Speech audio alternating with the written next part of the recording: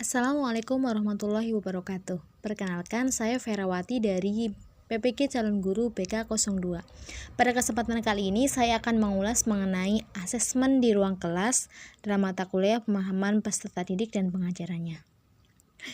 Tentunya asesmen yang akan saya bahas dalam kesempatan ini adalah dalam mata pelajaran bimbingan dan konseling kelas 7A Fase D. Dengan capaian pembelajaran, peserta didik mampu mengenal lingkungan sekolah, membiasakan diri dengan jadwal dan kegiatan sekolah, serta mengenal guru dan staf.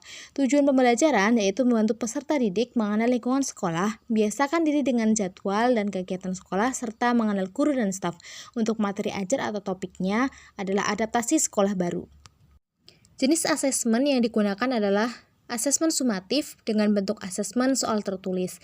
Kemudian bagaimana asesmen tersebut menunjukkan kesesuaian dengan tahap perkembangan peserta didik, yaitu topik dalam asesmen ini berkaitan dengan kegiatan MPLS atau masa pengenalan lingkungan sekolah yang harapannya mampu membantu peserta didik beradaptasi dengan lingkungan sekolah baru atau lingkungan baru sehingga dapat memunculkan hal-hal baru yang bermanfaat dalam pengembangan diri.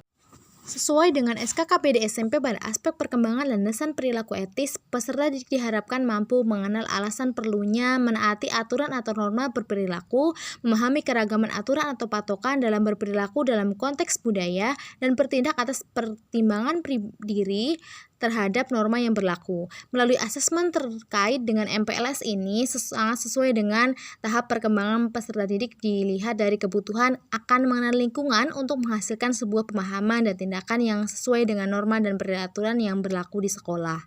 Kemudian, bagaimana asesmen tersebut menunjukkan kesesuaian dengan perlunya mempertimbangkan aspek lingkungan budaya dan karakteristik peserta didik.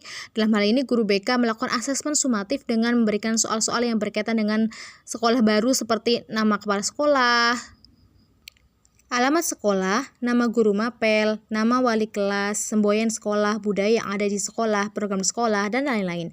Hal tersebut dimaksudkan agar peserta didik mengenal lebih dalam tentang lingkungan sekolah, mulai dari fisik hingga warga sekolah. Contohnya dengan adanya pertanyaan mengenai nama kepala sekolah, nama wali kelas, nama guru mapel, program sekolah, peserta didik diajarkan untuk mengenal bagian yang ada di sekolah. Bagian yang diperkenalkan adalah bagian dari lingkungan asli sekolah yang mereka temui dalam masa sekolah ke depan, sehingga soal-soal yang diberikan sesuai dengan kondisi lingkungan dan budaya yang ada di sekolah tersebut.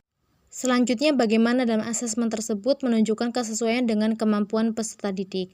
Soal-soal yang diberikan dalam asesmen sumatif ini sebelumnya telah diberikan materi, yaitu pada orientasi di awal masuk. Sebelum memberikan tugas, guru telah mengecek pemahaman peserta didik dengan sebagian kecil materi sehingga guru BK mampu mengukur kemampuan peserta didik dalam sebelum membuat soal-soal. Kemudian soal-soal disusun dengan bahasa yang mudah dipahami dan erat kaitannya dengan konteks yang dihadapi peserta didik atau dialami oleh peserta didik. Melalui hal tersebut dapat dikatakan guru BK memberikan asesmen menyesuaikan dengan kemampuan peserta didik. Kemudian bagaimana dari asesmen tersebut menunjukkan kesesuaian bahwa sudah memberikan ruang bagi peserta didik untuk memberikan umpan balik terhadap proses pembelajaran yang dilalui. Ya, di sini soal-soal asesmen diberikan secara tertulis dan peserta didik juga diminta menuliskan jawaban di lembar yang sama dengan soal. Kemudian pada pertemuan berikutnya guru BK mengecek tugas tersebut dengan menunjuk peserta didik untuk presentasi di depan mengenai jawaban yang sudah diberikan. Selain itu, guru BK memberikan kesempatan pada peserta didik yang lain untuk memberikan tanggapan atas jawaban yang diberikan oleh temannya di depan, serta memberikan waktu di akhir pembelajaran apabila ada hal yang ingin ditanyakan. Kemudian jika Anda menjadi guru pada kelas tersebut, hal apa yang akan Anda tingkatkan untuk memaksimalkan efektivitas asesmen dengan memperhatikan tahap perkembangan, lingkungan budaya, dan juga kemampuan peserta didik. Hal yang saya akan lakukan adalah yang pertama, saya memulai asesmen dengan mengajukan pertanyaan pemantik sehingga mengetahui pemahaman awal dari peserta didik. Yang kedua, membuat asesmen dengan mengaitkan pada konteks lingkungan, misalnya pengalaman yang dimiliki di sekolah atau sekolah sebelumnya, maksudnya di ruang kelas, di lingkup sekolah, budaya di sekitar, serta kehidupan sehari-hari. sehingga peserta didik mampu mengambil manfaat dan hikmah dari lingkungan serta memperoleh pemahaman baru untuk dapat diaplikasikan dalam kehidupan sehari-hari. Yang ketiga, asesmen akan diberikan dengan berbagai format, yaitu tertulis, lisan, dan karya, sehingga mampu mengakomodir berbagai karakter peserta didik.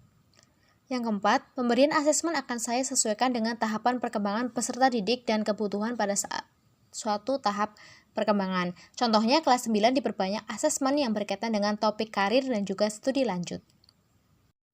Terima kasih atas segala perhatian dan partisipasi. Semoga bisa menjadi inspirasi di masa depan.